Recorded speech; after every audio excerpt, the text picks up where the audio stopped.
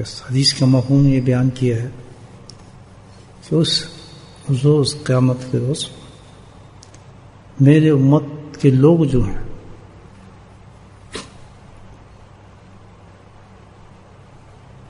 وہ ایک ایسا عمل ہے جس کی وجہ سے وہ پہچانے جائیں گے،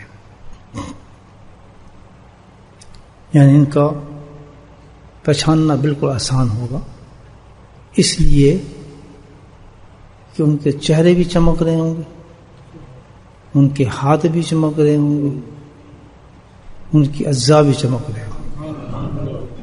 سبحان اللہ، کیسے خوش قسمت لوگ ہوں گے ماشاءاللہ۔ کس چیز سے پہچانے جائیں گے کہ نبی پاک امتی ہیں؟ پہچان کیا ہوگی کہ ان کے چہرے بھی چمک رہے ہوں گے، ان کے اعضاء بھی چمک رہے ہوں گے،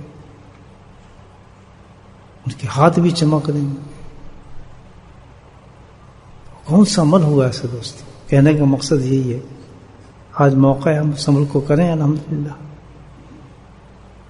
اس مقام پر پہنچیں جس کے لیے اللہ کے نبی صلی اللہ علیہ وسلم نے ارشاد فرمایا ہے۔ وہ عمل ہے جو اللہ پاک نے الحمدللہ انسان کو خوب کرنے کی اس وقت توفیق عطا فرمائی ہے، اب وہ ہے وضو کرنا۔